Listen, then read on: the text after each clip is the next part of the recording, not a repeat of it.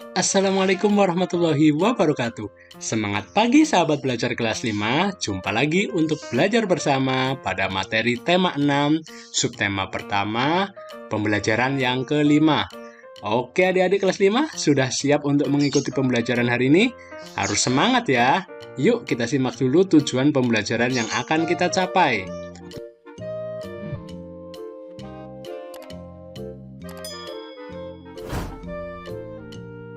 Nah, yang pertama, yuk kita amati gambar yang ada di layar kalian. Siapa nih adik-adik perempuan yang pernah membantu ibu memasak di dapur? Contohnya ini ya, gambar Siti sedang membantu ibunya memasak air. Jika kalian perhatikan, kedua kompor yang ada di dapur rumah Siti itu berbeda. Ya, ini ada gambar kompor yang sebelah A dan B. Yang berbeda adalah ukuran kedua panci tersebut. Tepat sekali, ukurannya panci A lebih besar dari panci B. Nah, sedangkan kira-kira manakah panci yang berisi air lebih banyak ya? A atau yang B? Tentu saja panci A yang digunakan untuk berisi air lebih banyak. Kemudian, panci manakah yang akan memerlukan waktu lebih lama untuk mendidihkan air di dalamnya? Ayo, yang mana?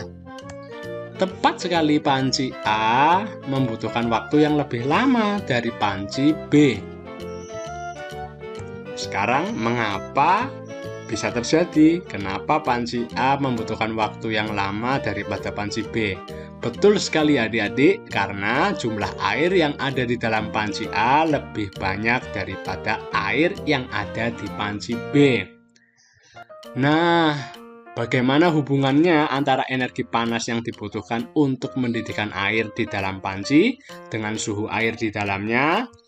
Jelas sekali, artinya bahwa semakin banyak jumlah air, maka semakin banyak energi panas yang dibutuhkan untuk mendidihkannya.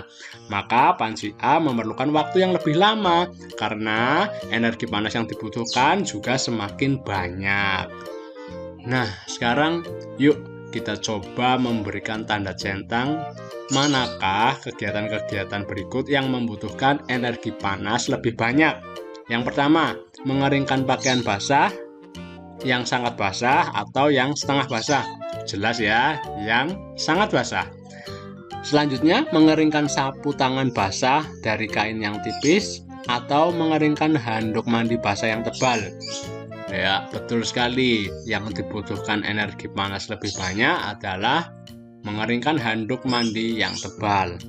Kemudian antara mengeringkan rambut panjang sehabis keramas atau mengeringkan rambut pendek setelah kamas. Tepat sekali, mengeringkan rambut panjang lebih membutuhkan energi lebih banyak. Oke, selanjutnya yuk kita simak bacaan tentang perubahan akibat perubahan suhu. Kalian simak baik-baik ya. Suhu menunjukkan derajat panas benda. Semakin tinggi suhu suatu benda, semakin panas benda tersebut. Suhu menunjukkan energi yang dimiliki oleh suatu benda. Energi panas dapat mengubah benda. Beberapa benda akan mengalami pemuaian. Pemuaian panas adalah perubahan suatu benda yang dapat menjadi bertambah panjang, lebar, luas atau berubah volumenya karena terkena kalor atau panas. Tetapi sebaliknya, benda dapat mengalami penyusutan. Penyusutan adalah perubahan suatu benda yang menjadi berkurangnya panjang, lebar, dan luas karena terkena suhu dingin. Pemuaian dan penyusutan bisa terjadi pada logam, udara, dan air. Berikut ini adalah beberapa contoh pemuaian dan penyusutan benda karena perubahan suhu dalam kehidupan sehari-hari. Nah, yang pertama, jika kalian pernah amati, adalah terjadi ketika pemasangan kaca jendela. Ya, kalian jika pernah mengamati atau mungkin kamu pernah melihat prosesnya secara langsung. Para tukang kayu tersebut merancang ukuran bingkai jendela yang sedikit lebih lebar dari ukuran sebenarnya. Mengapa harus demikian? Hal ini dilakukan oleh tukang kayu dengan tujuan untuk memberikan ruang pemuaian bagi kaca saat terkena panas.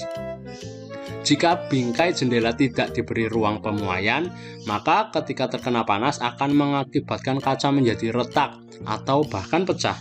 Selain itu, untuk menghindari keretakan kaca saat ada bunyi yang menggelegar seperti ketika ada petir atau bunyi keras lainnya. Jadi, jika ada sewaktu-waktu kaca jendela kalian yang pecah, itu bukan berarti karena ada jin atau setan ya, tapi karena tukang kayunya lupa untuk memberikan ruang muai. Oke, selanjutnya contoh pemuaian atau penyusutan yang berikutnya adalah ban sepeda motor dan mobil. Nah, tahukah kamu apa yang terjadi ketika kamu memompa udara terlalu banyak ke dalam ban sepedamu? Jika ban sepeda motor, dan ban mobil diisi udara terlalu banyak, maka ban akan mengeras dan menjadi tidak nyaman dikendarai. Selain itu, mengisi udara terlalu penuh ke dalam ban sepeda atau mobil akan membahayakan pengemudinya. Ban yang diisi terlalu banyak dapat meletus dan dapat mengakibatkan kecelakaan. Hal ini disebabkan karena udara di dalam ban dapat memuai karena panas. Selanjutnya adik-adik, yaitu ketika saat pemasangan kawat atau kabel listrik dan telepon. Kalian pernah memperhatikan kawat atau kabel telepon dan listrik terlihat mengendur dan tidak tegang? Nah, hal ini dilakukan dengan tujuan agar kawat atau kabel tidak putus pada malam hari ketika mengalami penyusutan. Selain itu, agar kawat atau kabel juga tidak putus jika tertimpa pohon yang tumbang. Berikutnya adalah pemuaian yang terjadi pada gelas kaca.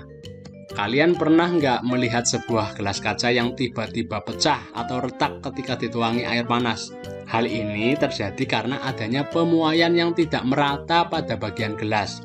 Oleh karena itu, disarankan agar tidak menuangi gelas basah atau gelas dingin dengan air panas yang baru mendidih. Yang terakhir adalah pemuaian pada sambungan rel kereta api. Ya, jika kalian pernah amati secara langsung, sambungan pada rel kereta api dibuat ada celah antara dua batang rel. Hal ini dilakukan untuk memberikan ruang muai, sehingga saat terkena panas, rel tersebut tidak melengkung. Rel yang melengkung akan membahayakan gerbong kereta yang melewatinya. Oh, ada satu lagi, yaitu ketika penggunaan termometer. Tahukah kamu cara menggunakan termometer klinis atau termometer badan? Termometer akan ditempelkan ke beberapa bagian tubuh seperti dalam mulut atau ketiak. Tujuannya adalah untuk mengukur suhu panas tubuh. Setelah beberapa lama, cairan di dalam termometer akan naik karena terjadi pemuaian setelah mendapatkan panas dari tubuh. Cairan akan berhenti pada angka tertentu untuk menunjukkan suhu tubuh. Ketika termometer tidak digunakan, akan kembali turun karena mengalami penyusutan. Nah, sangat mudah dipahami kan materi yang kita pelajari hari ini? Semoga bermanfaat ya. Kalian tetap semangat belajar dan terus ulang materinya. Jangan lupa untuk selalu semangat dan jaga kesehatan. Terima kasih, sampai jumpa pada pembelajaran berikutnya. Wassalamualaikum warahmatullahi wabarakatuh.